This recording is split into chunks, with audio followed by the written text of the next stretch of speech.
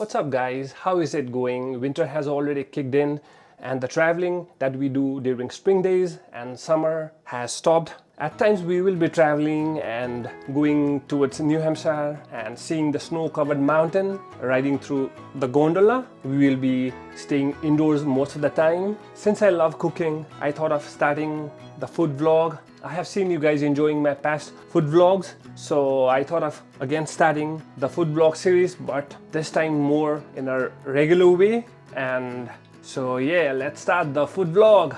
In this food vlog, I'll be making veggie biryani and I'll be using paneer, carrot, French peas and jackfruit. So yeah, let's start cutting this stuff. So chop type paneer say I'll be cutting this way. So I'll make yatro cubes. So paneer is there. So this is jackfruit aka cutter. We bought it from the Indian store. So यो frozen भएको थियो and I defrosted and यो पनि ready भइसकेको छ. So carrot लाई चाहिँ के गर्छु भने I'll make it not round, कस्तो भने चार पाटे खालके यस्तो खालके यस्तो, and I'll divide it यस्तो different shape.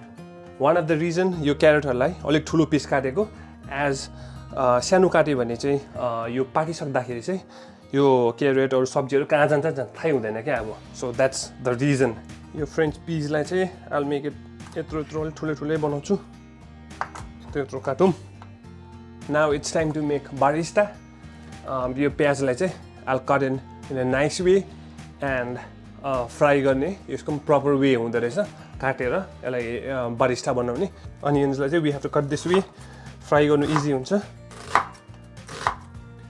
Make it even के अब स्लाइसहरु यसरी छुटाउँ and यसरी छुटाएपछि चाहिँ फ्राई गर्नु चाहिँ इजी हुन्छ.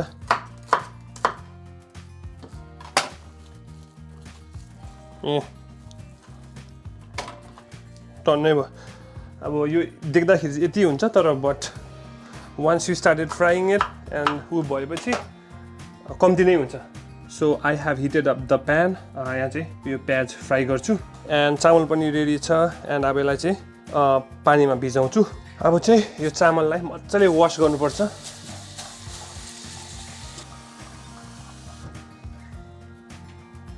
So यो चामल पनि मज्जाले धुए and अब यसलाई at least 1 hour जति भिजाउनु पर्छ. Depends on what you guys want, हैन. कहिले आधी घण्टा भिजाउँछ, कहिले 45 minutes, कहिले 1 hour. So but I'll be soaking up 1 hour and अब चाहिँ तेल रेडी हुँदै रहेछ. So I'll start frying. So it's now time to cut the fresh meat. यो चाहिँ हाम्रो बाल्कनी गार्डनबाट टिपेको. मज्जाले धुए अघि नै.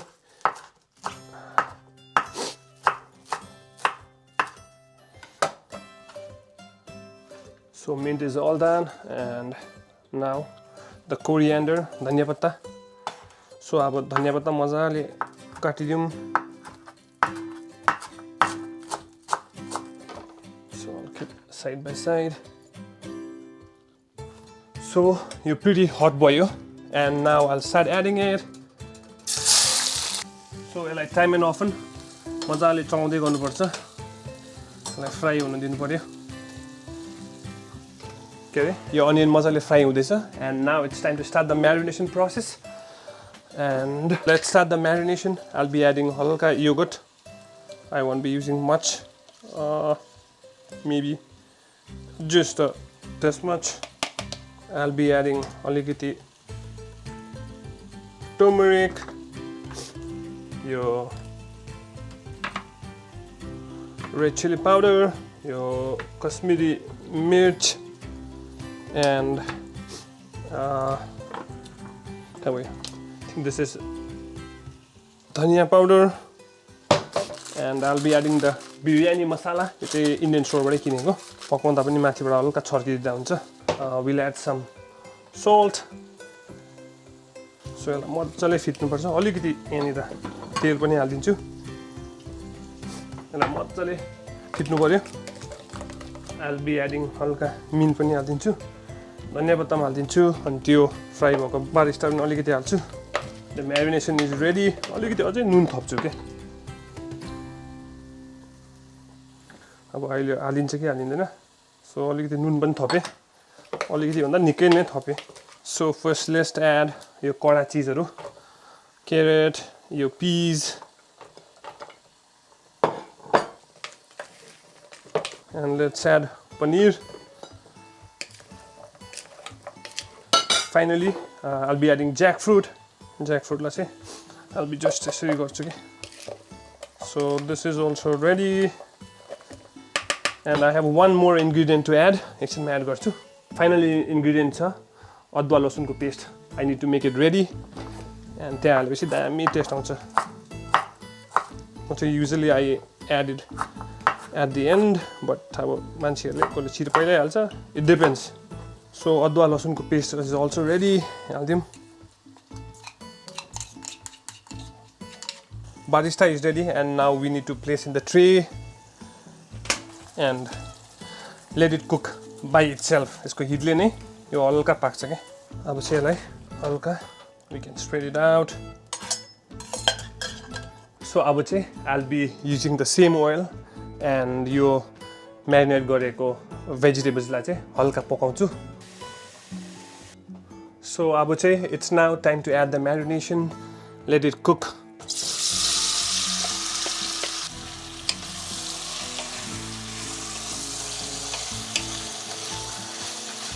and now I will also start boiling the water and यो पानीमा चाहिँ I'll be adding दुईटा bay leaf and I'll be adding few cinnamon sticks I'll be adding यो सुक्खा खोर्सानी and even green chili few cloves few अलैँची and some jeera yeah most important thing we need to add मज्जाले नुन यो चाहिँ I've seen over the video के भन्छ भने यो चाहिँ ओशनको वाटर जस्तो टेस्ट हुनुपर्छ रे के नमक चाहिँ खडा हुनुपर्छ रे के नुन चाहिँ I don't know the reason but त्यस्तो भन्दै रहेछ so त्यो vegetable marinate गरेको it's still cooking हुन लागेको छ I won't be cooking much just 4 to 5 minutes and त्यो पानी चाहिँ it still hasn't come to roaring boil त्यो मज्जाले boil भएपछि मात्रै I'll add the rice and then the process starts vegetable चाहिँ मजाले half cooked भइसक्यो so I will be cooking the biryani in the oven so I'll be using this aluminum tray and now let's start adding the vegetables मजाले so what I'll be doing is एउटै लेयरमा मात्रै सब्जी राखिदिन्छु सब्जी पनि हल्का यसरी स्प्रेड गर्दिम jackfruit त I knew it 100% यसो ब्रेक हुन्छ भनेर बटम लेयरमा यसले हल्का गार्निश गरिदिन्छु this is धनिया पत्ता and के रे हाम्रो mint यो भयो and now it's time to add some barista त्यस्तो खास त भएन रहेछ but I hope it will work crunchy आएन रहेछ के barista I don't know why so the water has come up to roaring boil and let's add the chawal one of the most important thing is चामल 80% पकाउँदा हुन्छ and 20% चाहिँ ओभनमा हालेर पकाउनु दिने the important thing is माथि माथिको चामल चाहिँ छाकेर यसो के रे चालनीले चालेर निकालिहाल्ने and we should put it in the tray and त्यसको बादमा बिस्तारै गर्दै गर्दै मुनिको पनि निकाल्ने that's the most important thing so चामल चाहिँ रेडी भयो and I'll start spreading out here यसरी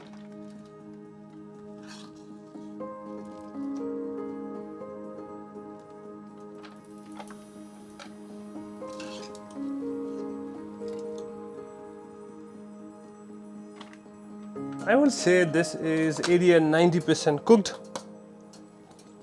I'll add the barista. I'm not satisfied at all. I will be adding ghee. This is all the way from Darjeeling. And I will use all this one. I'll just garnish it. I'll be using a foil, aluminum foil. मज्जाले लाइदिने अब अझै एकपल्ट यहाँ माथिबाट लाइदिन्छु I don't want the aroma to go outside यहाँनिरै store भएर बसोस् भनेर and the final one यो बीचबाट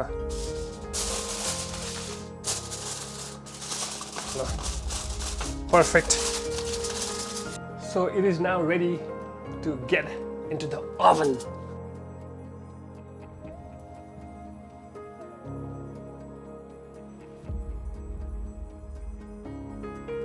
Abuche, it's now time to make the raita. Sano cucumber. And I'll add a little bit of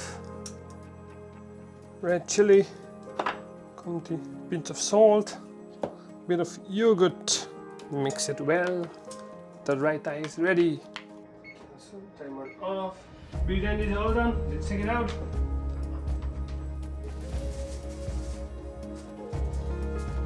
And removing the cover. Okay.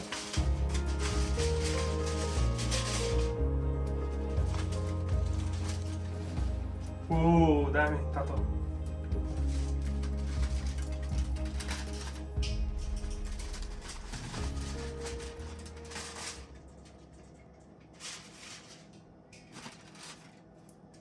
So अब यहाँनिर टक्कै present गरौँ basically